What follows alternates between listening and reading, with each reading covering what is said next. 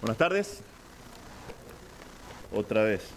Vamos a abrir nuestras Biblias esta tarde al Salmo 108 y vamos a ir al Señor en oración. 108. Gracias al Señor que nos prepara bien por medio de esa música. Está este himno antes de empezar. Yo sé en quién he creído. Es una buena canción para comenzar nuestro mensaje de hoy. Vamos a ir al Señor en oración. Señor, te damos gracias por este tiempo. Gracias, Señor, por la oportunidad que tenemos de estar delante de tu presencia y de ahora, en este momento, poder abrir tu libro, el libro de Dios, la Biblia, tu palabra, Señor.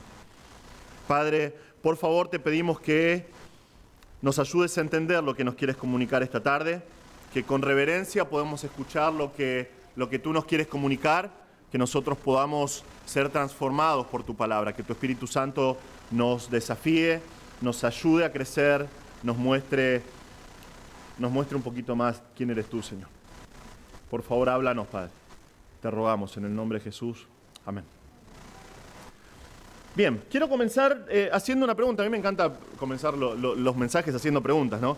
¿Cómo podés saber, porque recién cantábamos justamente eso, ¿no? Yo sé a quién he creído. ¿Cómo sabés si tu fe es genuina? ¿Cómo podés saber si lo que crees del Señor es más que simple conocimiento, y que se volvió una convicción en tu vida? ¿Cómo saber si las cosas que leo día a día en la Biblia, espero que sea así, que día a día estés leyendo lo que dice la Biblia, cómo podés saber que lo que escuchás semana a semana en la iglesia, y espero que estés escuchando semana a semana la palabra de Dios en la iglesia, pero cómo podés saber que esas cosas se han arraigado en tu alma y que ahora son la base de tu vida y son la base para tus decisiones del día a día? Bueno, la palabra de Dios nos dice. La palabra de Dios nos dice cómo podemos saberlo. Es cuando esa fe que nosotros decimos tener, es puesta a prueba. Pedro, en su primera epístola, nos dice justamente eso. En 1 de Pedro 5 al 7, dice esto. Mediante la fe, ustedes son protegidos por el poder de Dios, para la salvación que está preparada para ser revelada en el último tiempo, en lo cual ustedes se regocijan grandemente, aunque ahora por un poco de tiempo, si es necesario, sean afligidos con diversas pruebas, para que la prueba de la fe de ustedes, más preciosa que el oro que perece aunque probado por fuego, sea hallada que resulte en alabanza, gloria y honor en la revelación de Jesucristo. Un pasaje precioso. El creyente cree en lo que el Señor prometió, dice esto el pasaje, ¿no? Y se regocija en la salvación que tiene por delante, pero van a venir pruebas que lo van a afligir, y si su fe es genuina, si él realmente cree lo que dice creer, esto va a tener un resultado, va a manifestarse plenamente para la gloria de Dios. Va a reflejarse acá, va a resultar, dice Pedro, en alabanza, gloria y honor en la revelación de Jesucristo, el día que Cristo vuelva. Pero la fe tiene que ser probada. Nuestra fe tiene que ser probada. Lo que nosotros decimos creer tiene que pasar por la prueba del fuego para saber si en realidad es simplemente palabras o es un conocimiento que está arraigado, una convicción que está plantada en nuestros corazones. Es lo que dijo un comentarista que se llama Oswald Chambers en un libro que se llama En pos de lo supremo. Es un libro de devocionales que es precioso, es súper breve, pero está buenísimo. Y dice esto: la fe por su propia naturaleza debe ser probada y examinada. Y la verdadera prueba de fe no es que nos resulte difícil confiar en Dios, sino que el carácter de Dios debe ser probado como digno de confianza en nuestras propias mentes. La fe, como enseña la Biblia, es la fe en Dios que se opone a todo lo que lo contradiga. Una fe que dice: me mantendré fiel al carácter de Dios, haga lo que haga. La más alta y más grande expresión de fe en toda la Biblia es: aunque Él me mate, en Él esperaré. Job 13:15. Esto es lo que dijo Job mientras estaba dando uno de sus discursos, ¿no? Hablando acerca de las pruebas que estaba pasando y sus amigos diciendo algo hiciste mal y todas esas cosas. Job dice: aunque Él me mate, en Él esperaré. No importa lo que haga el Señor en mi vida, no importa las pruebas que esté atravesando, yo voy a esperar en el Señor. Cuando lo que nosotros decimos creer enfrenta el fuego de las adversidades, es cuando nosotros vemos realmente la esencia de nuestra fe. Vemos de qué está hecha nuestra fe, realmente. Si son convicciones verdaderas, que otra vez se han arraigado en nuestras almas, o simples palabras que salen de nuestras bocas. Y realmente creo que uno de los exponentes bíblicos de este tipo de fe fue el rey David. Un hombre, la palabra de Dios nos dice que es un hombre conforme al corazón de Dios. Un hombre imperfecto, como vos, como yo, un hombre común y corriente, pero un hombre de fe. Si hay algo que vemos en la Biblia es que David tenía confianza, él creía, tenía una fe genuina que estaba cimentada en el carácter de Dios. Él creía lo que él decía del Señor. Realmente creía. ¿No? Cuando nosotros leemos los Salmos y vemos esto, que son composiciones de David, son canciones, no es que David agarraba su lira y decía, bueno, a ver qué rima con roca, ¿no? Para que quede bien en la canción y que sea poético. Nada que ver. No es que decía, bueno, hoy tengo ganas de escribir una canción que habla acerca de la salvación de Dios. No. Todas las cosas que nosotros vemos en los Salmos, David las creía y estaban cimentadas en su corazón. Nosotros vamos a estudiar justamente eso hoy en Salmo 108. Es un salmo de David. Es un salmo que una hermana me pidió que predique hace un par de meses atrás. Me agarró allá atrás y me dijo, pastor, ¿alguna vez consideró en predicar Salmo 108? Y digo, no, pero déjame que lo vea. Y después te digo. Así que si tenés un salmo favorito, por una módica suma de dinero, podemos hablar y lo puedo predicar después. Pero entonces empecé a leer el Salmo 108. Y realmente pasó algo raro, ¿no? Porque mientras lo iba leyendo, tenía esa sensación de decir, esto ya lo leí antes, en otro lugar. Esto ya lo conozco, de algún lado. Y cuando nosotros vemos este salmo, no es un salmo común y corriente. Es un salmo que está formado por otros dos salmos de David. Salmo 57 y Salmo 60. Los primeros 6 versículos de nuestro salmo son la parte final de Salmo 57, versículos 7 al 11. El resto del salmo son los versículos 6 al 12 de Salmo 60. Esos dos salmos son dos Mictam de David, se llama. Hay un montón de debate qué significa la palabra Mictam, porque es un estilo, hay varios Mictam dentro del libro de los Salmos. Es muy posible que provenga de la palabra Getem, que significa una decoración de oro. Y la gran mayoría de los comentaristas y rabinos piensan que es como cuando en este tiempo algunas vestiduras que eran súper caras eran adornadas con oro bordado. Entonces muchos llaman a estos salmos los salmos dorados, porque es como que deja una enseñanza que es de mucho valor. Y son salmos muy diferentes en sus trasfondos. Diferentes, separados en cuanto al tiempo de su escritura, pero David va a mostrarnos en los dos salmos que está siendo probado en su fe. Él está siendo puesto a prueba y dejando enseñanzas profundas en cuanto al carácter de Dios, cosas que él aprendió que después van a quedar plantadas en él y que después va a volcar otra vez en Salmo 108. Salmo 57, por ejemplo. David está siendo perseguido por Saúl. Y él nos dice el título del Salmo, que yo creo que es parte de la palabra de Dios porque está inspirado, está ahí como título. Nos dice que está siendo perseguido por Saúl y que él está en la cueva de Adulam. Eso lo vemos en 1 Samuel 22. David está escapando, está pasando por un momento de estrés súper intenso. Antes del Salmo 57, está el Salmo 56, no es una genialidad esto, pero están unidos cronológicamente, Salmo 56 y 57. Entonces, en Salmo 56, David está siendo perseguido por Saúl y ¿qué hace? Cruza la frontera, se va hacia el oeste, cruza y va ¿hasta dónde? Hasta Gat. Terrible idea, porque cuando llega a Gat está entre medio de todos sus enemigos, ¿no? Ahora, David está entre medio de todos los filisteos y todos los filisteos están con cuchillo y tenedor y la servilleta acá y dice, vino y cayó hasta acá el que mató a nuestro campeón, a nuestro amado Goliat. Tarde, está ahí en medio de ellos. Si David se da cuenta, ¿y qué dice el Salmo 56? Nos cuenta que él está clamando a Dios, pero 1 Samuel nos dice, se hizo loco. Empezó a babearse, empezó a escribir las paredes, y el rey dice, yo estoy lleno de locos acá, sacame este tipo de acá, lo hace que se vaya, y David vuelve otra vez a Israel y se esconde en la cueva de Adulam y está ahí. Ahora, imagínate esto, David está escondido en esta cueva y el rey del país está con una fuerza de élite buscándolo, y él está pasando por un terrible estrés, y él comienza clamando a Dios. Si vos lees Salmo 57, él está clamando a Dios y dice, ten piedad de mí, oh Dios, ten piedad de mí. Y nos da la razón, nos dice, mi alma está entre leones, tengo que acostarme entre los que vomitan fuego, entre los hijos de los hombres, cuyos dientes son lanzas y saetas, cuya lengua es espada afilada. Él está llorando delante del Señor, clamando delante del Señor, pero luego de considerar al Señor. Y como cantábamos hoy, como leíamos al principio, considerar al Señor que es un refugio de generación en generación, él termina alabando al Señor. Él se encuentra en la cueva todavía. Él está en el medio de la prueba. Saúl lo está buscando con sus soldados, pero él cambia su perspectiva. Sigue siendo perseguido, pero algo cambió en su corazón y él comienza a cantar y comienza a decir, mi corazón está firme, oh Dios.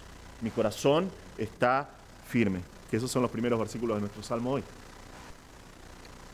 Salmo 60 sucede un poquito más adelante en la vida de David. Él ya es rey, ya está establecido, ya conquistó Jerusalén de los jebuseos, ya hizo a Jerusalén la capital del reino, pero ahora está extendiendo sus territorios. Y él está, esto es algo que nosotros no pensamos mucho a veces, pero él está extendiendo el reino hacia el norte y está expandiéndose. Y el título del Salmo 60 dice que es un Mictán de David para enseñar cuando luchó con Aram Naharaim y contra Aram Soba, y volvió Joab e hirió a 12.000 edomitas en el Valle de la Sal. Ahora estas campañas nosotros podemos verlas en 2 de Samuel 8, es el trasfondo histórico, 2 de Samuel 8. David llega tan lejos en sus conquistas como acá nos dice Aram Naharaim. Esto es la Mesopotamia, porque esta palabra significa literalmente entre dos ríos. Es entre el río Tigris y el río Éufrates. Y también contra Siria. Eso es Soba, Siria. Ahora, esto es lo que sucede. Mientras David está yendo en campaña militar hacia el norte, tratando de conquistar estos territorios, los edomitas, de los cuales vamos a hablar bastante después, aprovechan. Y dicen, los edomitas fueron siempre enemigos de Israel, siempre. Y dicen, el reino está. El rey está al norte. Entonces, ¿qué hacen? Comienzan a subir y comienzan a atacar los territorios desde el sur, llegando hasta el norte. Y David se entera de esto y dice, yo estoy a kilómetros de la capital. Y los edomitas están viniendo. Y la primera conclusión que saca David, si lees el Salmo 60, es, ¿qué pasó? ¿Quién pecó? ¿Por qué Dios nos abandonó? ¿Por qué Dios hizo esto con nosotros y nos está ocurriendo todo?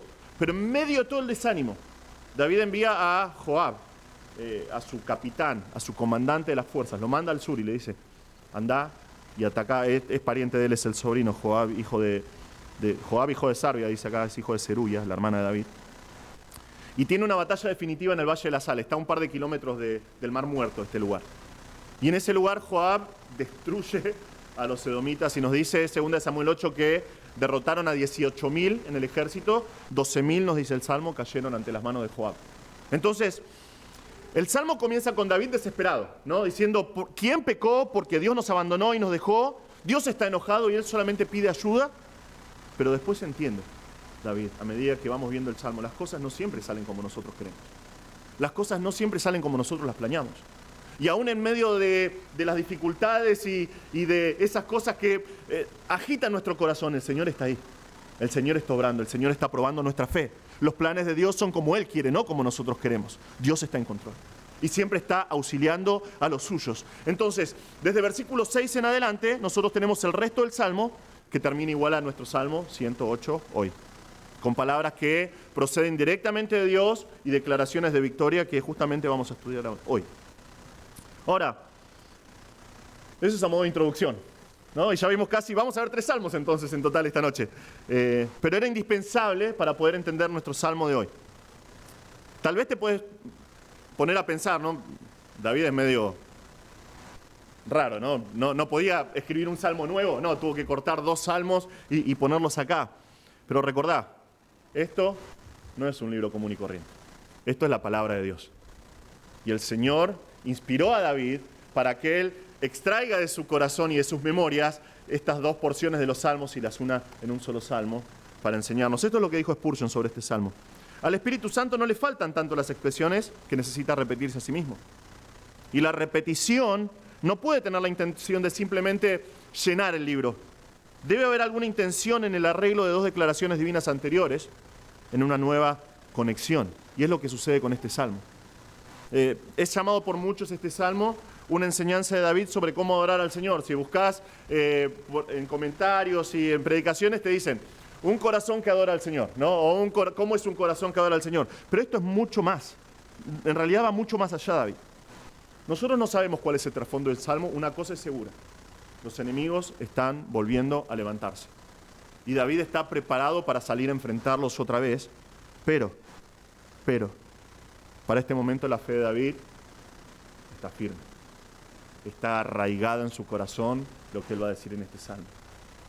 Sus palabras son tan exultantes, son tan majestuosas, que soldados creyentes a través de los siglos los han entonado antes de salir a la batalla. Y aún hasta el día de hoy se llama este salmo la devoción matutina de un soldado. Aún hasta el día de hoy, judíos practicantes que están en el ejército, cuando se levantan a la mañana, entonan las palabras de este salmo. David nos enseña en este salmo cómo es que actúa una persona que realmente ha visto la mano de Dios obrando en su vida. Y al aprender a confiar en el Señor, esa fe queda arraigada en Él y puede compartirla con los demás. Nos muestra una confianza plena en las palabras, en las promesas, en el poder, en la provisión de Dios. Acá vemos a una persona que manifiesta fe. Una fe genuina, una fe verdadera, que se sostiene en el Señor sin importar los desafíos que tiene por delante. Vemos que la fe genuina, una fe que descansa solamente en el Señor, solamente en sus promesas, solamente en su poder, sigue adelante a pesar de los desafíos que tiene. Y justamente eso nos va a enseñar David. Ahora sí, después de 20 minutos de introducción. Vamos al Salmo 108. Dice así: cántico, Salmo de David. Mi corazón está firme, oh Dios. Cantaré alabanzas, aún con mi alma. Despierten arpa y lira. A la aurora despertaré. Te daré gracias entre los pueblos, Señor. Te cantaré alabanzas entre las naciones. Porque grande, por encima de los cielos es tu misericordia, y hasta el firmamento tu verdad. Exaltado seas sobre los cielos, oh Dios. Sobre toda la tierra sea tu gloria. Para que sean librados tus amados, salva con tu diestra y respóndeme. Dios ha hablado en su santuario. Me alegraré, repartiré a Siquem y mediré el valle de Sucot. Mío es Galaad, mío es Manasés. Efraín es el casco de mi cabeza, Judá es mi cetro. Moab es la vasija en que me lavo. Sobre Edom arrojaré mi calzado. Sobre Filistea lanzaré gritos. ¿Quién me conducirá a la ciudad fortificada? ¿Quién me guiará hasta Edom? ¿No eres tú, oh Dios, el que nos ha rechazado? ¿No saldrás, oh Dios, con nuestros ejércitos? Danos ayuda contra el adversario, pues vano es el auxilio del hombre. En Dios haremos proezas, y Él pisoteará a nuestros adversarios. David va a enseñarnos esta noche 3 características de una fe genuina que descansa en el Señor y en su provisión y en su poder. Primera característica que vemos acá: la fe genuina está manifestada por un corazón que está dispuesto a adorar. Pero no solamente está dispuesto a adorar, sino que está dispuesto a adorar al Señor sin importar los resultados. Y eso lo vemos en los primeros 6 versículos. Nuestro salmo comienza acá indicándonos que se trata de una canción. Dice cántico porque lo pusieron como más romántico, ¿no? Pero en realidad es una canción. La palabra que usa acá en hebreo significa canción. Un salmo de David. Y otra vez ha sido usado por los creyentes para ir a la guerra, por lo que vamos a ver después. Y vemos a David acá listo para ir al campo de batalla, a enfrentar otra vez a ciertos enemigos que están volviendo. Recuerden, esto es interesante de recordar, estos versículos son idénticos a los que están en el Salmo 57, idénticos, pero acá hay una diferencia. En Salmo 57 están al final, después de que David pasó por todo el fuego de la prueba, él estuvo meditando quién es el Señor y dice estos versículos, pero ahora David empieza el Salmo diciendo los pasajes que tenemos acá. Vemos que es una actitud intencional de parte de David. En otras palabras, su reacción inmediata ante la prueba es adorar al Señor. Y él dice esto: mi corazón está firme, oh Dios, mi corazón está firme, está preparado, está listo, da la idea de que está determinado, que está descansando en el Señor. Dice, mi corazón está firme, oh Dios. ¿Cómo podemos nosotros saber que su corazón está firme? Que su corazón está preparado, listo, determinado en el Señor. Bueno, porque su actitud refleja la firmeza que hay en su corazón. Y eso es lo que dice David. Fíjense lo que él dice. Él muestra las acciones que va a tomar. Él va a cantar. Él va a... acá suena medio feo el salmo, el verbo, pero él va a salmodiar. Eso es lo que significa acá. Dice cantaré, nuestra traducción dice cantaré alabanzas. David dice voy a salmodiar. Voy a cantar salmos. Es un verbo en hebreo que significa cantar salmos. Pero fíjense cómo lo hace. Él dice, cantaré alabanzas con mi alma. Y creo que es la idea, pero es un poquitito más profundo en el hebreo. Porque él dice, voy a cantar con mi gloria. Es la misma palabra que kabod, la misma palabra que se usa para la gloria de Dios, por ejemplo. Da la idea de, por eso digo que es más fuerte que con todo su ser, porque la idea de kabod es la idea de peso. Cuando pensás en la gloria de Dios, el kabod de Dios es el peso de la persona de Dios, de la majestad de Dios. Y David dice, yo voy a cantar salmos al Señor con toda mi gloria, con todo mi ser, con todo lo que soy voy a adorarte, Señor. ¿Por qué? Porque mi corazón está firme. Ahora, esto no es algo privado de parte de David. David no está en su pieza encerrado cantando esto con su lira. Él quiere, es una actitud contagiosa, él quiere hacerla pública, quiere compartir acerca de Dios. Fíjense que David nos muestra acá el Salmo que es un adorador matutino, ¿no? Porque él sale a adorar al Señor antes de que salga el sol. Él dice, voy a despertar a la aurora, voy a despertar al momento antes del amanecer. Qué envidia, dicen algunos, ¿no? Hay muchos que dicen, bueno, yo soy un adorador nocturno, ¿no? Prefiero hacer mis devocionales y adorar al Señor a la noche. Pero David, antes de que salga el sol, lo primero que hace cuando se levanta, y recuerden que esto es antes de salir al campo de batalla, él dice, voy a adorar al Señor, voy a adorar al Señor. Y vemos acá que el salmista realmente empieza a hacer lío, ¿no? Es como un padre que tiene que levantar a sus hijos para ir a la escuela. Si tenés hijos y los llevas a la escuela, la gran mayoría de las veces tenés este tipo, o a la iglesia, ¿no? Levantate, es una tarea casi imposible muchas veces, ¿no? Depende de los hijos que tengas, ¿no?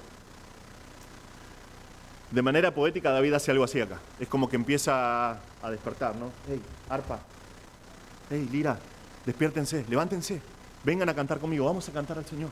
Comencemos a adorar al Señor, despierten, únanse conmigo a la alabanza.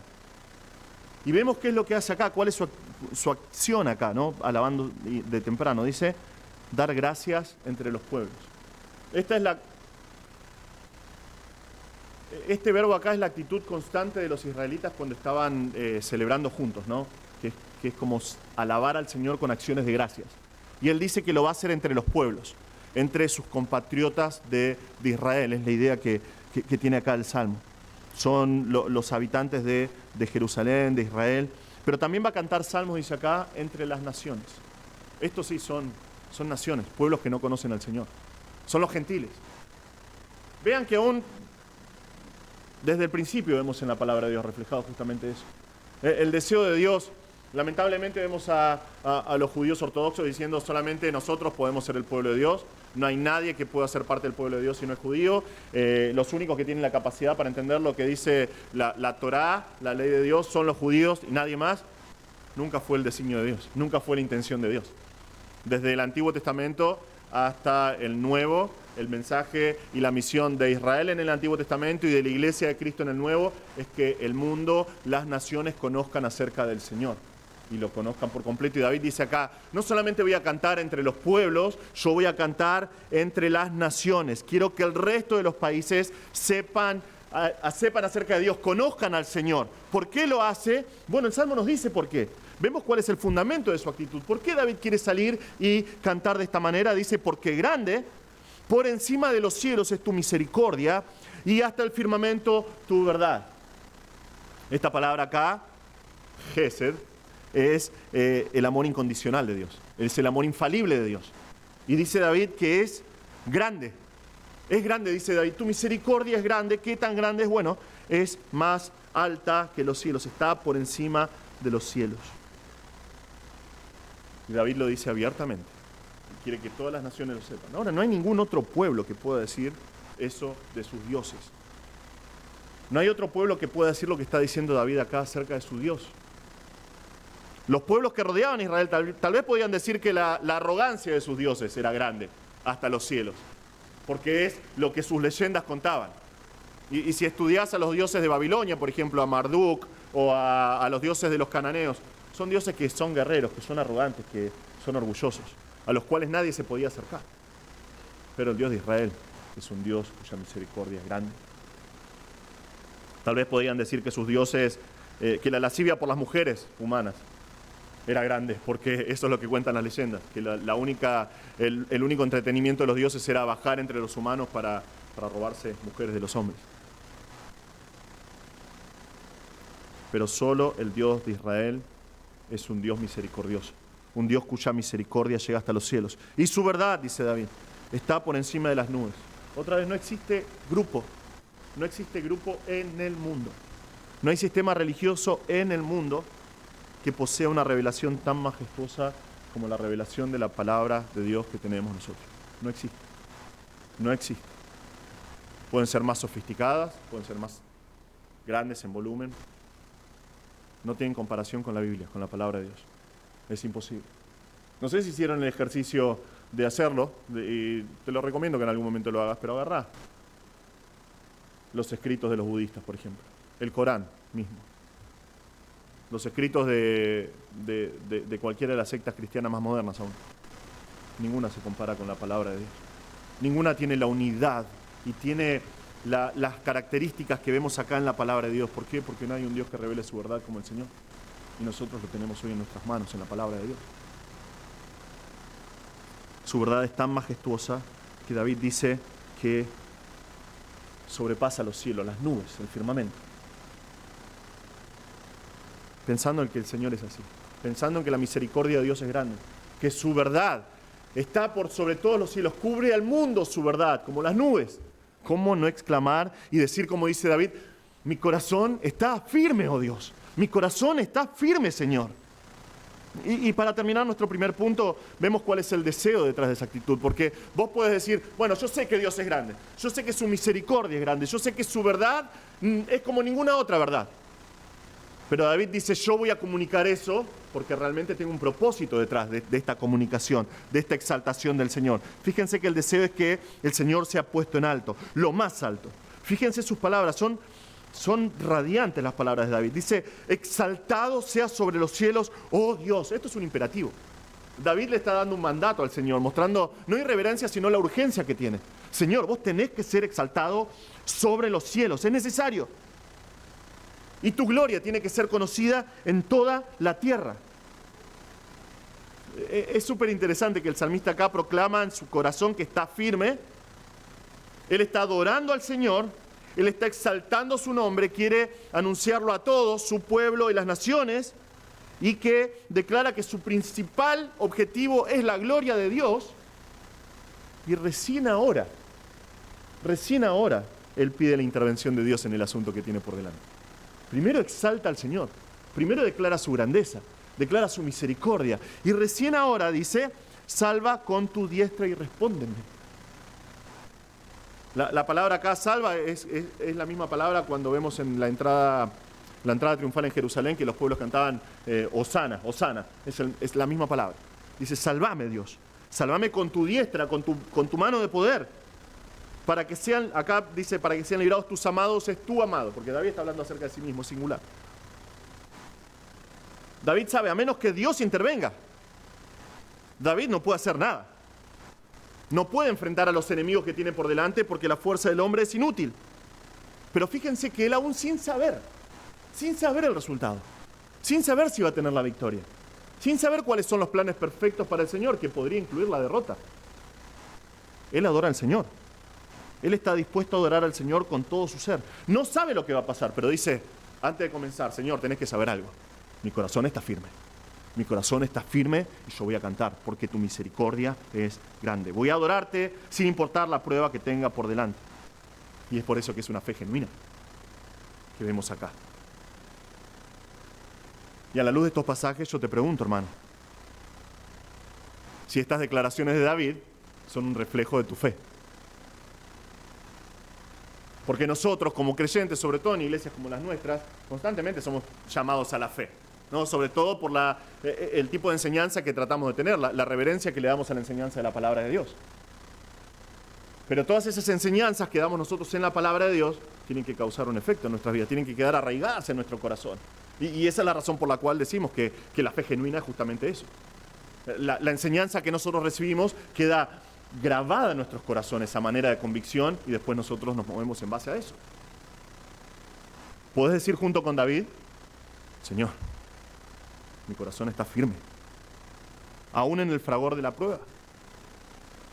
¿Es tu fe lo suficientemente genuina como para decir con David, sin importar lo que suceda, Señor, y sin importar el resultado final, yo voy a adorarte, yo voy a proclamar entre las personas que no te conocen y entre mis hermanos que tu misericordia es grande y que tu verdad es hasta los cielos?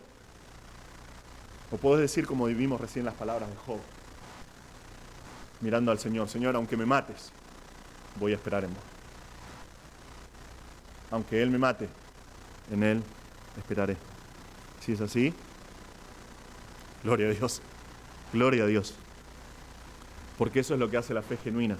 La fe genuina está dispuesta a adorar al Señor.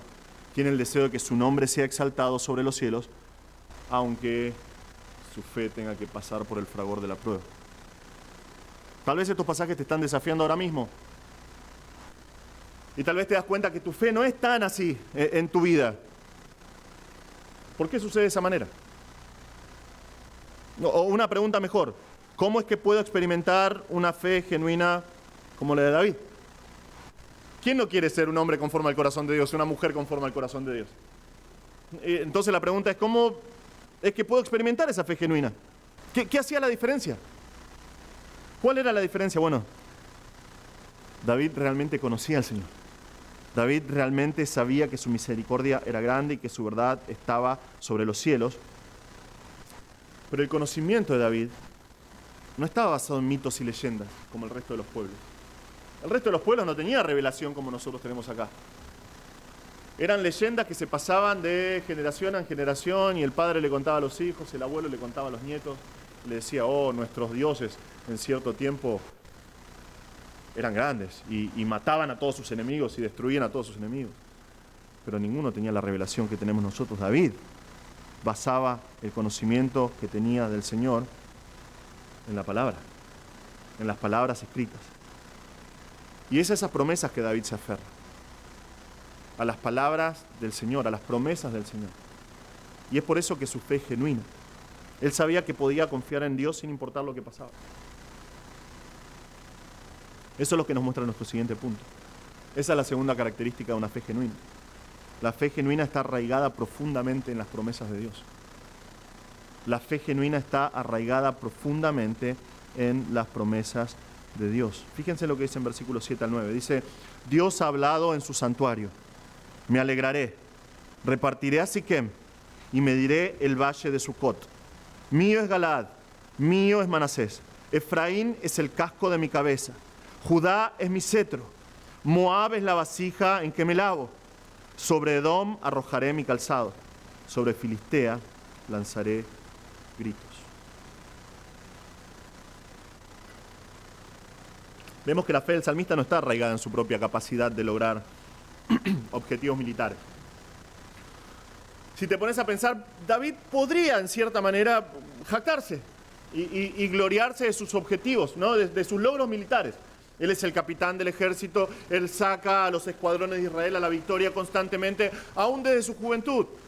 Recuerdan, nadie obtuvo una victoria en la historia de Israel como la obtuvo él con Goliat, el paladín, el gigante de Gat que venía constantemente a desafiar al pueblo de Israel. Sin embargo, este chiquito, jovencito, de hermoso parecer, salió al campo de batalla y dijo, el Señor puede ganar. Y se enfrentó al gigante y humilló a el pueblo que era enemigo de Israel. Leíamos recién y veíamos que cuando en el ejemplo de Salmo 60 que David constantemente estaba obteniendo batallas militares, era un genio militar realmente. Sin embargo, él no se aferra a esas cosas, su fe no está arraigada en esas cosas, porque la fuerza del hombre, si tenés un par de años te das cuenta que la fuerza del hombre con el paso del tiempo comienza a decaer, pero vemos que la fe de David tiene su base en el Señor, tiene su base en la revelación que Dios dio. Fíjense lo que dice la primera parte del versículo 7. Dice, Dios ha hablado. En otras palabras, David puede tener fe porque Dios habló. Dios se dio a conocer. Dios se dio a conocer por su palabra. Y de hecho dice que lo hizo desde su santuario. También puede traducirse, creo que mejor traducido es, Dios habló en su santidad. La palabra acá, la palabra Kodesh, significa santidad. Es la naturaleza santa de Dios. Y eso nos da un desafío a nosotros de tomar lo que dice David acá con mucha más reverencia. No es que Dios está, aunque su lugar es santo y glorioso, Dios está hablando desde su santidad, desde su persona, como su ser santo es. Él está hablando y está diciendo cosas. Tenemos que atesorar lo que dice el Señor. Dios ha hablado en su santuario. Entonces, Dios habló, no hay ninguna duda en cuanto a eso, ¿verdad? Entonces nosotros tenemos que hacernos la siguiente pregunta. ¿Es posible que Dios mienta? ¿Puede mentir Dios? Algunos están... Absolutamente no. Dios no puede mentir. Entonces, tarde o temprano, Él va a cumplir lo que Él prometió. Porque Dios nunca miente. Entonces, lo que Dios dijo, Dios tarde o temprano lo va a hacer. Hay muchos, es interesante cuando estudiaba el Salmo, algunos comentaristas dicen, ¿cómo es que Dios le habló a David acá? Tal vez algún sacerdote vino con el Urim y el Tumim y echó suertes para hablar directamente de parte de Dios. Tal vez un profeta se acercó a David y le dijo, mirá David, escuchad, así dice el Señor. Pero si lo pensás, realmente, y sobre todo después de la clase del doctor Aleman esta semana, David está repitiendo verdades que Dios prometió a su pueblo a lo largo de todo el Antiguo Testamento. David tenía en su poder el Pentateuco, tenía el libro de Jueces, muy posiblemente tenía el libro de Jueces y Josué seguro.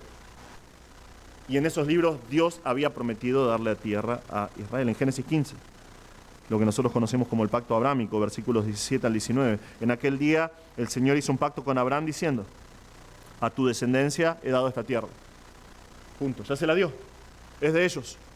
Desde el río de Egipto hasta el río grande, el río Éufrates, la tierra de los kenitas, los ceneseos, los cadmoneos, los hititas, los fereceos, los refaitas, los amorreos, los cananeos, los jerjeseos y los jebuseos. Dios prometió darles esa tierra.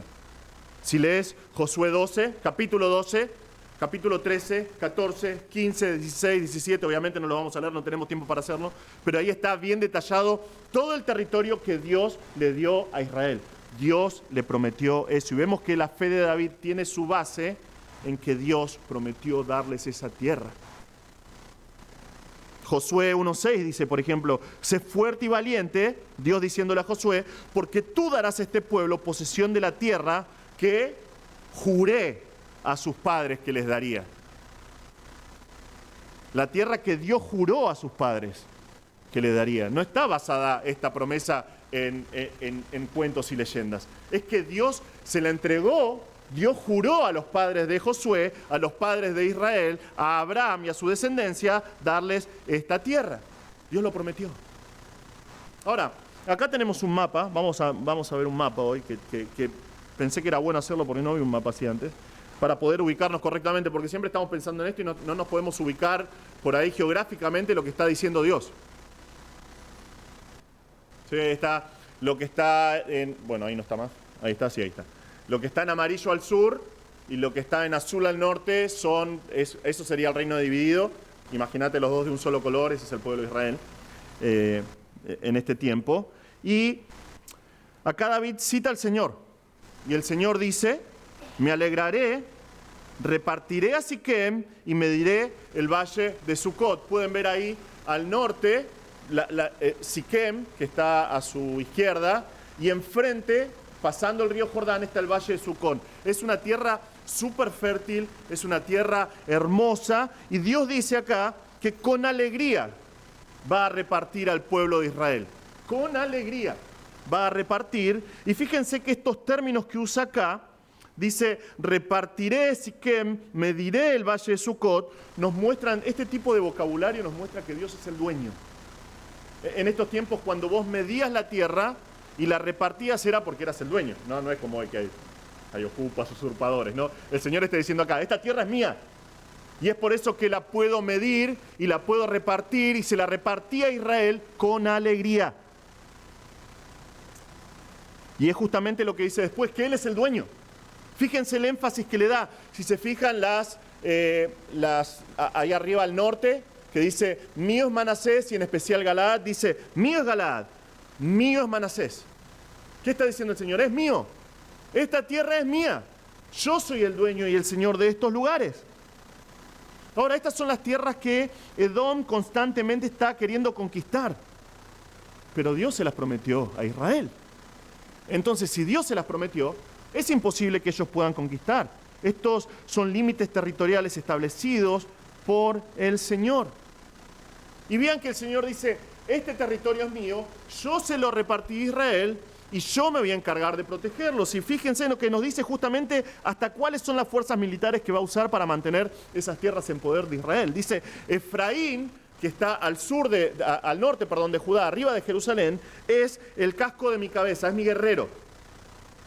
Es el guerrero que se pone el casco y está listo para salir a la batalla para defender la tierra.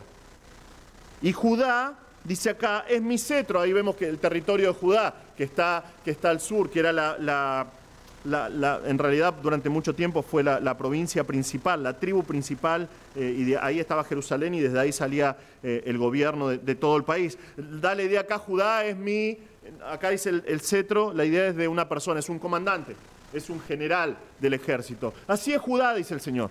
Es mi comandante. Él es el que va a mover todas las fuerzas con la ayuda de Efraín para proteger todo el norte de las amenazas del sur. El Señor dice, yo ya repartí esa tierra. Yo se la regalé a ustedes. Esa tierra va a permanecer con ustedes. Yo lo prometí. Y aún hasta el día de hoy. Y a pesar de la desobediencia de Israel y el rechazo que tuvieron para su Mesías, ellos siguen estando ahí. Siguen estando en tensión constante todavía, aún hasta el día de hoy. Y hasta el día de hoy, todos los pueblos alrededor quieren poseer la tierra, pero Dios prometió. Dios prometió desde el principio y ellos van a permanecer ahí. Ahora, si ven el mapa, se dan cuenta que los enemigos son muchos, son poderosos. Y si lo pensás, los países que tenemos nombrados acá, Filistea, Edom, Moab, rodean todo el sur. Y tranquilamente podrían subir hacia el norte y quedarse con la tierra, podrían llegar a conquistar al pueblo de Dios. ¿Podrían hacerlo? Podrían, pero Dios habló desde su santidad. El Señor prometió desde su santuario. Y vemos que David tiene fe en el Señor y su fe está basada en que Dios prometió encargarse de los enemigos de Israel. Sin importar que Israel tuviese ejércitos grandes o ejércitos chicos, Dios prometió que Él se iba a encargar de sus enemigos. Y es lo que vemos acá. Nos nombra a Moab, que está ahí al este de Judá. Desde el Éxodo, Moab fue hostil a Israel. Si recuerdan, nos cuenta la historia acerca de Balac, rey de Moab. ¿Qué es lo que hizo? Fue ahí, buscó en Mercado Libre profetas para maldecir, ¿no? Y contrató a Balaam para que maldiga a Israel. Y agarró y lo puso sobre una peña, todo Israel acampando, y le dijo, ahora sí, maldecilos, para que les vaya mal. ¿Y qué hacía Balaam? Levantaba sus brazos y ¿qué hacía? Los bendecía. Y Balac, te estoy pagando para que los maldigas. Vení para acá, y se los llevaba a otro lugar, ¿no? Y le decía, dale, maldecilo. ¿Y qué pasaba otra vez? Balaam levantaba sus brazos y ¿qué hacía? Bendecía a Israel. Y decía, qué preciosas son tus tiendas. Y daba promesas de fructicidad, iba a ser fructífero, ¿no?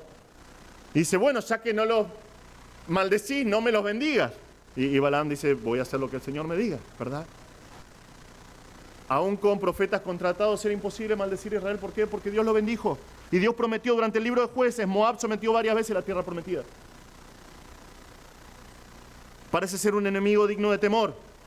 Y si lo pensás, es un gran territorio, una fuerza poderosa que podría ocuparlos, pero el Señor tiene otra observación. Él hace otra evaluación de Moab. Dice, Moab es la vasija en que me lavo. No hay otro recipiente más indigno que una vasija de barro en la cual una persona se lavaba en estos tiempos. Ante los ojos de Dios, sus enemigos, los enemigos de Israel, son una vasija de barro. Una vasija de barro en la cual las personas que entraban a su casa se lavaban los pies.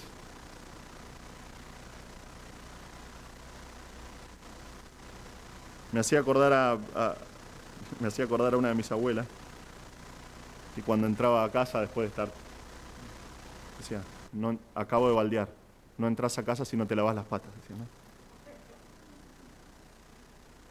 Y es lo que dice este salmo acá. Dios dice, Moab es enemigo, es solamente la vasija donde me lavo los pies, donde me quito toda la suciedad. Eso es Moab. Eso es para Dios. Y Edom tiene su historia también. Edom desde el principio constantemente fue enemigo de Israel. Este celo, este enojo de Edom, Edom es Esaú. Y desde el problema entre los hermanos, ¿no? Jacob y Esaú, Edom constantemente fue enemigo de Israel, siempre. En Números 20 vemos que Moisés sale de Egipto y pide al rey de Edom pasar por sus territorios, pasar por el camino real. Ahora piensen esto, si fueses el rey de Edom tendrías que ser un poquito más inteligente, ¿no? Porque Israel acaba de salir de Egipto, acaba de dejar ir a Israel, es la potencia mundial, aplastada por Dios, no te tendrías que meter con ese pueblo, ¿no? Sin embargo, Moisés le pide permiso para pasar y el rey de Edom le dice, no pasás. Y junta un ejército para venir a matonearlos, le dice, no vas a pasar por acá. Y desde ahí tenemos un registro constante de Edom tratando de destruir a Israel y al pueblo de Dios y de ser un tropiezo para los planes de Dios, al punto que Herodes, cuando hace la matanza de los chicos tratando de matar al Mesías, Herodes no era un judío, era un idumeo, que es otra palabra para un edomita. Siempre fue así. Pero Dios dice, sobre Edom arrojaré mi calzado. Ahora, a la luz de la historia y de la cultura, dos maneras de interpretar esto.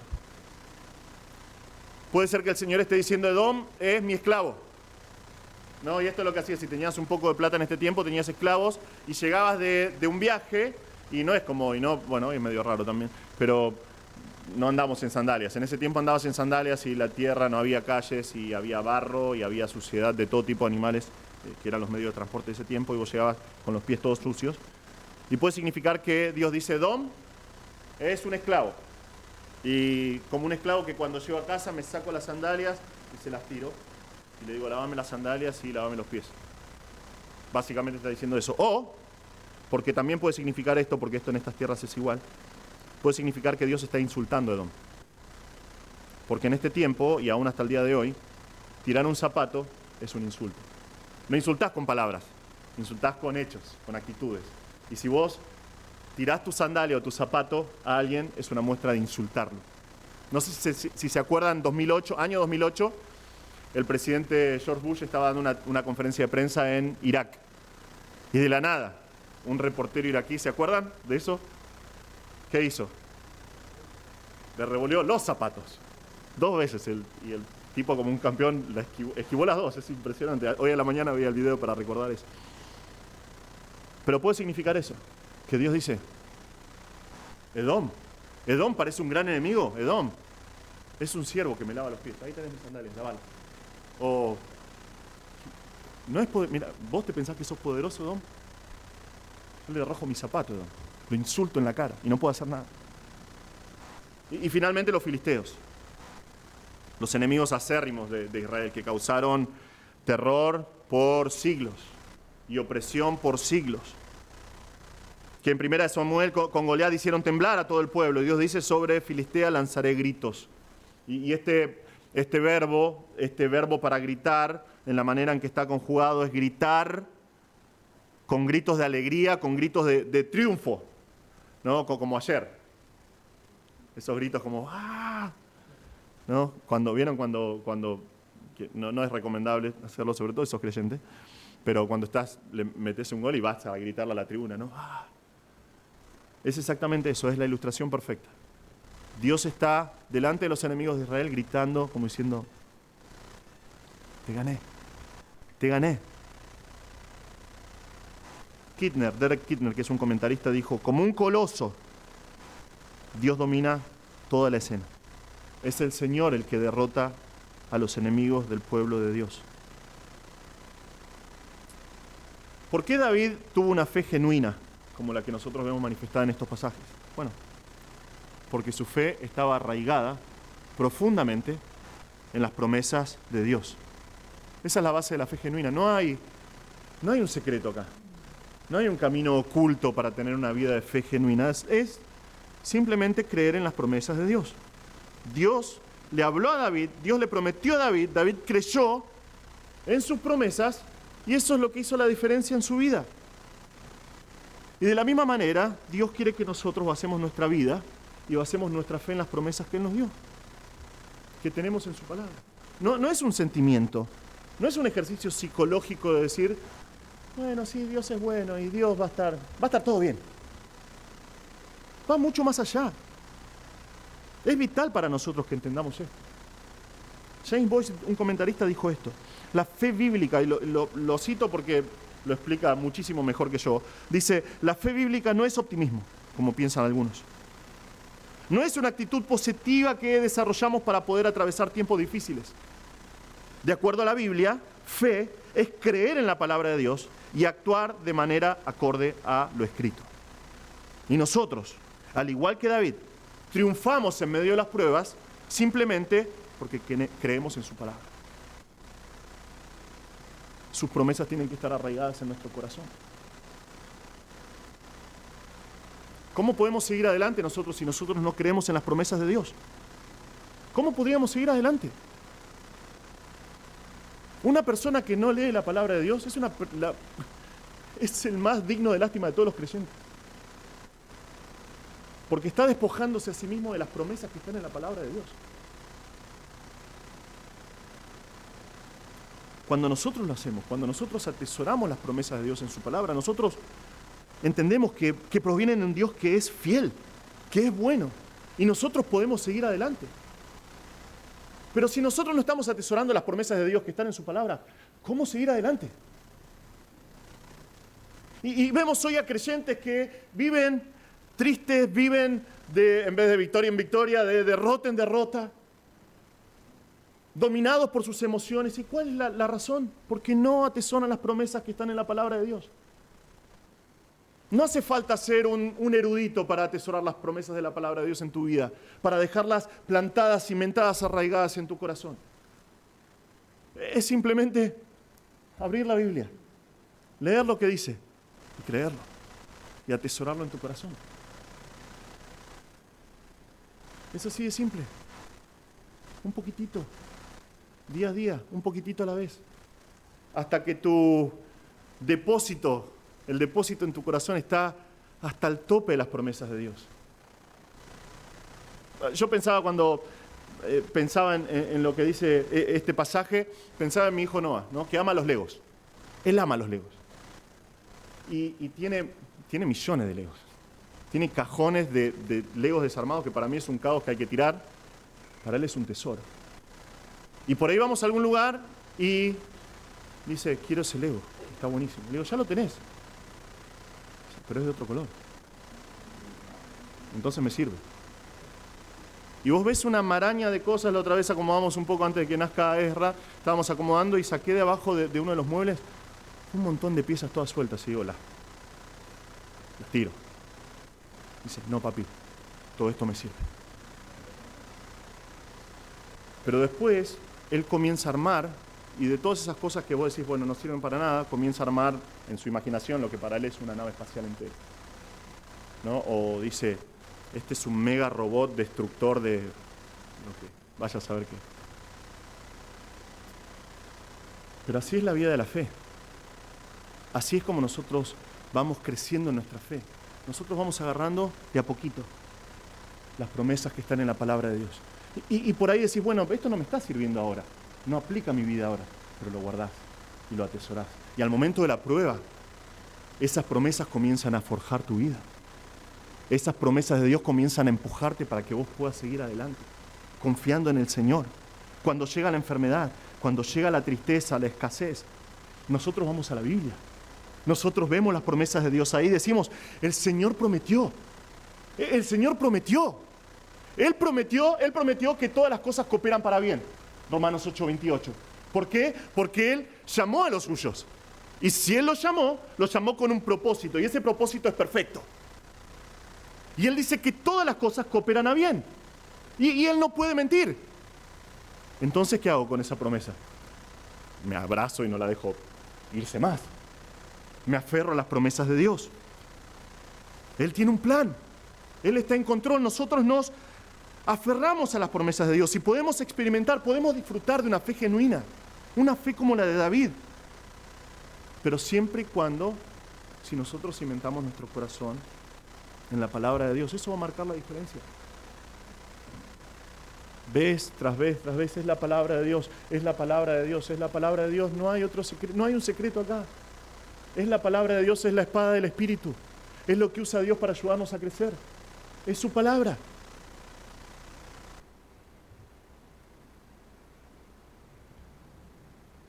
No te sorprendas si tu vida espiritual no es lo que querés que sea. Si no estás buscando las promesas de Dios en su palabra. Pero te animo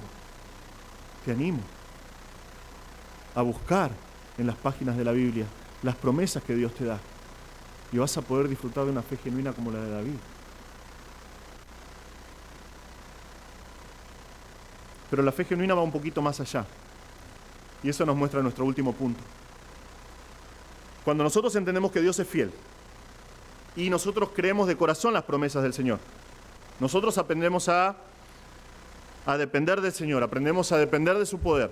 Nosotros llegamos a una conclusión, ¿no? Solo el Señor puede conceder victoria a los suyos. Es así. Solamente en el poder de su fuerza nosotros podemos seguir adelante. Ahora, si te das cuenta en el Salmo, esto lleva a pensar a David. Y David dice esto, fíjense el razonamiento de él, dice: si yo confío en el Señor, y Él es todopoderoso, y Él puede hacer lo que Él quiera, y Él puede hacer lo imposible, como decimos en Argentina, ¿para qué voy a andar con cosas chicas? ¿No? Le voy a pedir cosas grandes, le voy a pedir lo imposible. Y es lo que vemos en nuestro último punto. La fe genuina depende del poder de Dios para lograr lo imposible. La fe genuina depende del poder de Dios para lograr lo imposible. Vemos que David reconoce que con la ayuda de Dios, él puede alcanzar lo imposible. Él puede lograr lo que es imposible para el hombre. Él dice: ¿quién me conducirá a la ciudad fortificada? ¿Quién me guiará hasta Edom? Pregunta. ¿Recuerdan Dios que prometió que le iba a revolear con la sandalia a Edom? Pero ellos todavía existen. Ellos todavía, si bien no están atacando a Israel en este tiempo, no están en el territorio de Judá, se fueron al sur y están refugiados en sus ciudades fortificadas. ¿De qué ciudad está hablando acá? ¿Dónde está mi mapa?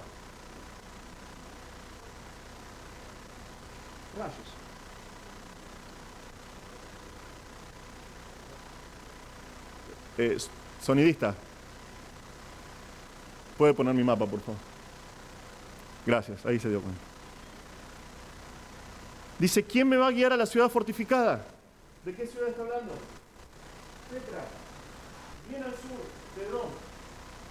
Pueden googlearlo esta noche en su casa, pueden ir a YouTube y poner Petra. Es impresionante. Es majestuoso ese lugar. Está bien ahí, rodeado de montañas, es imposible de llegar. Si ves, para llegar a las puertas de la ciudad, tenés que ir por senderos entre medio de las montañas que son sinuosos así. Hay lugares en los cuales pueden pasar solamente un caballo de ida y un caballo de vuelta. Mano simple de tiempos antiguos. Mano y contramano de tiempos antiguos. Y de repente comienza a abrirse un poquito así y tenés la entrada de la ciudad completamente tallada en piedra. Y entrás y la ciudad está protegida por completo y rodeada por estas montañas y la ciudad adentro. Imposible de llegar. Literalmente, 6 hombres pueden defender a los 20.000, 30.000 habitantes que llegó a tener ese lugar. Petra. Y David dice: ¿quién me va a guiar hasta el sur? A la ciudad fortificada de Petra en Edom para acabar con los enemigos de Dios. Pero es imposible. Si vas hasta el día de hoy, podés ver los restos de la ciudad. Es imposible de conquistar para el hombre, pero para Dios no, y David lo sabe y dice, y pregunta: ¿no eres tú, Dios? ¿No eres tú, oh Dios, el que nos has rechazado? ¿No saldrás, oh Dios, con nuestros ejércitos? En tiempos de apostasía el Señor se hizo a un lado y dijo a Israel, si eso es lo que quieren, si esa es la desobediencia que quieren seguir, adelante. Y tuvieron que pagar las consecuencias. Pero el Señor también prometió, si mi pueblo se postrare ante mí en arrepentimiento, yo voy a sanar la tierra. Yo voy a acabar con sus enemigos. Es lo que prometió el Señor. Vean que David sabe que esa dependencia tiene que ser total. Él dice, danos ayuda contra el adversario, pues vano es el auxilio del hombre, a menos que Dios provea de ayuda contra los enemigos. Nunca van a poder ganar, jamás van a poder ganar. Porque el auxilio, literalmente la palabra acá es la palabra salvación. La salvación del hombre es vana, es vacía, es inútil, porque el hombre no puede salvar al hombre. Solamente Dios puede salvar al hombre. Pero cuando dependemos del Señor por completo, cuando realmente dependemos del Señor por completo, Él hace maravillas. Él realmente hace maravillas. Fíjense lo que dice versículo 13. David termina nuestro salmo diciendo, en Dios haremos proezas. En Dios haremos proezas. ¡Qué declaración! ¡Qué declaración! En Dios haremos proezas. Ese es el anhelo del hombre. Hacer proezas y alcanzar lo imposible. Es la razón por la cual a los chicos les gusta tanto ver películas de superhéroes. ¿Por qué? Porque ven a estos personajes que tienen diferentes tipos de poderes y alcanzan cosas que son terribles. Y dicen, wow, mirá a esta persona. Viste, cada chico tiene su ídolo, digamos, ¿no? Entre los superhéroes. Y ves a uno que le gusta el Capitán América y anda para todos lados con un escudo de cartón que le hizo el padre, ¿no? Y lo ves que anda corriendo de un lado para el otro y disparando. Y otro dice, no, es Spider-Man. ¿Cómo anda por las paredes? Y otro es Superman. Superman le gana a todos, ¿no? Vuela y puede hacer lo que quiera. ¿Por qué? Por la fascinación de poder alcanzar proezas que son imposibles para el hombre. Sin embargo, nosotros a medida que vamos creciendo, nos damos cuenta, dejamos de lado, espero, que deje de lado esa fascinación por los superhéroes, porque te das cuenta que sos incapaz de vivir esas proezas, sos incapaz de alcanzar esas cosas imposibles. Pero David nos muestra un secreto acá. En Dios, nosotros podemos hacer proezas. Y fíjense que Él dice, no dice puedo. Él nos incluye a nosotros en Dios. Haremos proezas. Es en su poder. Es en su poder. Él pisoteará a nuestros enemigos. Él dice, Él va a encargarse de los enemigos. Él los va a aplastar. En su tiempo perfecto. En su tiempo perfecto. Es interesante que si estudias la historia, David nunca llegó a Petra. Petra jamás fue conquistada. Era imposible conquistar Petra. Por el hombre. Los edomitas siguieron causando problemas a Israel. Siempre. Es más, cuando Babilonia, el reino del norte ya había sido llevado por Asiria, ya estaban dispersas las tribus. Cuando Babilonia viene para tomar el reino del sur, adiviná quiénes fueron los que ayudaron a Babilonia a conquistar Judá. Los edomitas. Sin embargo, un par de siglos después, un terremoto. El Señor hizo vibrar un poquito la tierra que le pertenece a Él y la ciudad fue destruida por completo y nunca más fue habitada. Dios se encargó de Petra. Dios lanzó su sandalia sobre Edom y la dejó en ruinas, lo que ningún hombre pudo hacer. Dios lo hizo a su tiempo. Él pisoteará a nuestros adversarios.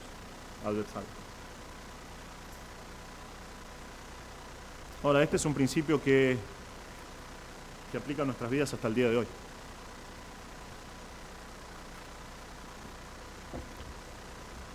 Si estamos en Cristo.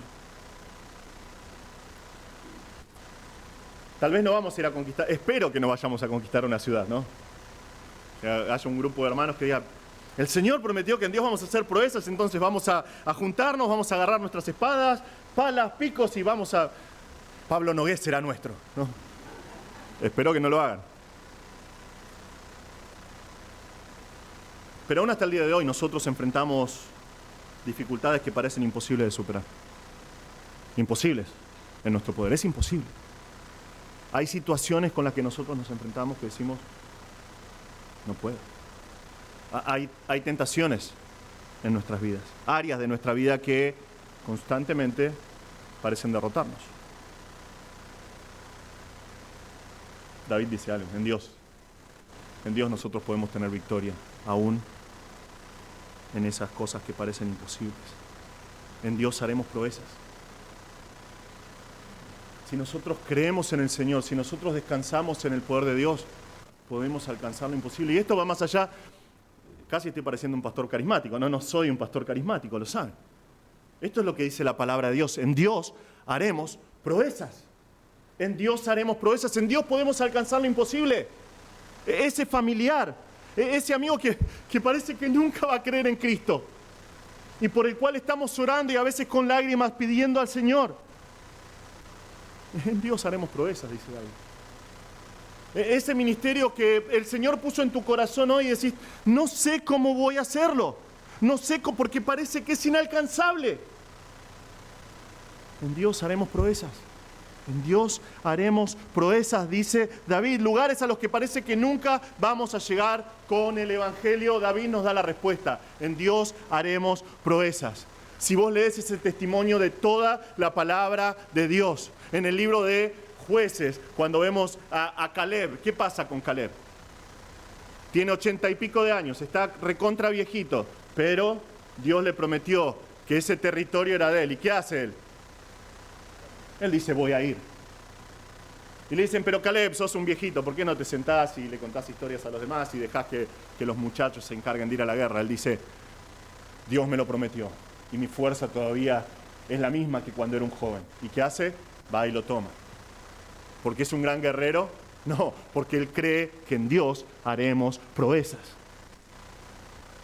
Si lees biografías de misioneros en lugares imposibles, vas a descubrir una cosa, primero, que su fe era genuina, y vas a descubrir que en Dios haremos proezas, porque ellos descansaban en que en el poder de Dios podían alcanzar lo imposible.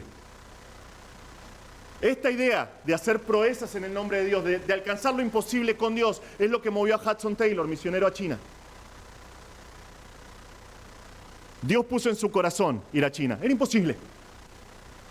Completamente imposible. No había ninguna agencia misionera que estuviera en China. No había ninguna iglesia que lo soportara. Pero Dios se lo había dado en su corazón. Y él dijo, yo voy a ir. Yo voy a ir. Lees su biografía y ves cosa imposible tras cosa imposible que él alcanzó. Llegando a un lugar y teniendo a una persona que dice, mire, Señor, no sé por qué, pero el Señor puso en mi corazón que te dé esta plata. La plata que necesitaba para llegar hasta China. Llegaba a China y venía otro y decía, mirá, no sé por qué, pero Dios me dijo que te lleve hasta aquel lugar. E iba hasta aquel lugar. Hubo dificultades, hubo un montón de dificultades. Él enterró a su esposa, enterró hijos en China. Y atravesó pruebas y su fe fue puesta a prueba. Pero su fe era genuina. Y él tenía solamente una cosa en su corazón. En Dios haremos proezas. Y hasta el día de hoy, millones y millones de chinos adoran al Señor por causa de su ministerio. ¿Por qué? Porque él se aferró a lo que dice la palabra de Dios. En Dios haremos proezas. Al punto que, cuando él murió en China, lo llevó un cortejo fúnebre con niños tirando pétalos y cantando alabanzas en chino al Señor que puso en su corazón que vaya ahí. Era imposible para Hudson Taylor. Era imposible. Pero él derramó su corazón en oración al Señor, sabiendo que en Dios haremos proezas. Y Howard Taylor, su hijo, dijo de él, el sol nunca salió en China sin que Dios mire hacia abajo y encuentre a Hudson Taylor en sus rodillas. ¿Qué hacía ese hombre de rodillas todo el tiempo? Clamando a Dios y diciendo, en Dios haremos proezas.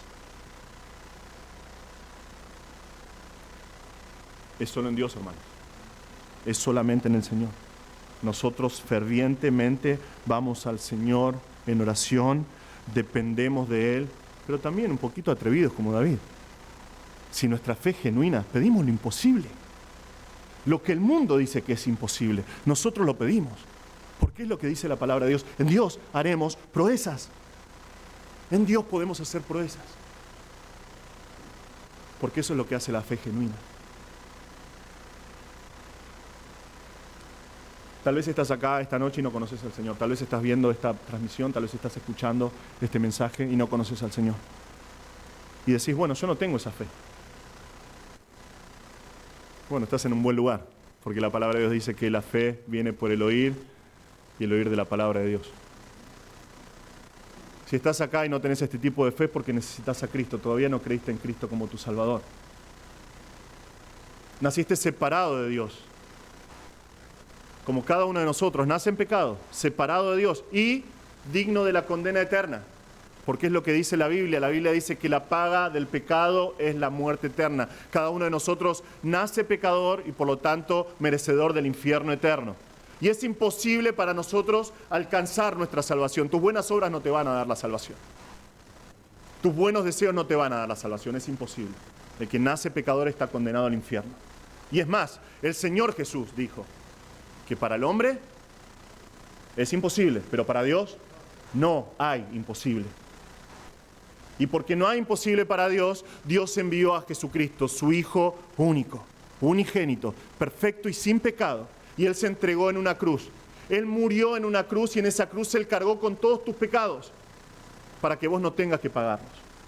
Y la palabra de Dios dice que si vos te arrepentís de tus pecados y confesás a Cristo como el Señor y crees que Él murió por tus pecados, Dios te va a dar vida eterna. Y junto con esa vida eterna te va a dar el Espíritu Santo, y junto con el Espíritu Santo uno de sus frutos, que es la fe. Y vas a poder disfrutar de una fe genuina. Por favor, si estás acá o si estás viendo esto, estás escuchando y no conoces al Señor, vení a Cristo. Él murió por tus pecados, Él te amó y se entregó por vos. Vení a Cristo hoy. Y hermanos, qué desafío para nosotros este salmo. Qué desafío para nosotros. Realmente podemos decir que confiamos en el Señor. Que realmente confiamos en el Señor. Es nuestra fe genuina. Bueno, David nos da unos marcadores acá. Nos da un checklist, ¿no? Para que nosotros podamos ver si nuestra fe es genuina. Tenés que adorar sin importar el resultado. Eso muestra que tu fe es genuina. Vos adorás al Señor antes de tener un resultado. Si tu fe es genuina, tenés que aferrarte a las promesas de Dios. Aferrarte a lo que dice su palabra. Y si tu fe es genuina, en oración, pedí lo imposible. Pedí lo imposible. Y Dios lo va a hacer. Porque es lo que promete acá en su palabra. En Dios haremos proezas. No hay límites para los hijos de Dios. Porque no hay límites para Dios. Dios, en su soberanía, a su tiempo, va a cumplir.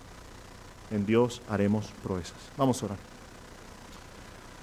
Padre Celestial, te damos muchas gracias por este tiempo. Te damos gracias, Señor, por tu palabra.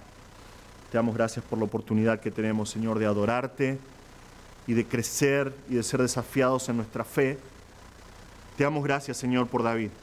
Gracias por inspirarlo a escribir este salmo, tomando otros salmos completamente diferentes, Señor, y uniéndolos para que nosotros tengamos el Salmo 8 hoy, Señor. Salmo 108. Te damos gracias, Señor. Te damos gracias por los desafíos que vemos acá y te rogamos, Señor, que nos ayudes a fortalecer nuestra fe por medio de tu palabra. Que esta fe genuina esté arraigada en nuestros corazones, Señor, y que nosotros estemos dispuestos a darte la gloria y la honra y proclamarte, Señor, y alabarte y adorarte, aún a pesar de no saber el resultado de nuestras vidas. Que nosotros podamos estar otra vez arraigados en las promesas de tu palabra, sabiendo que en ti nosotros podemos disfrutar aún de lo imposible, porque tú eres el Dios del imposible, Señor. Padre, ayúdanos a vivir para tu gloria. Y te pido que si hay alguien que todavía no te conoce, que pueda venir a la fe que es en Cristo Jesús. Señor, bendice el resto de nuestra reunión, que podamos cantar ahora para tu gloria, en el nombre de Jesús. Amén.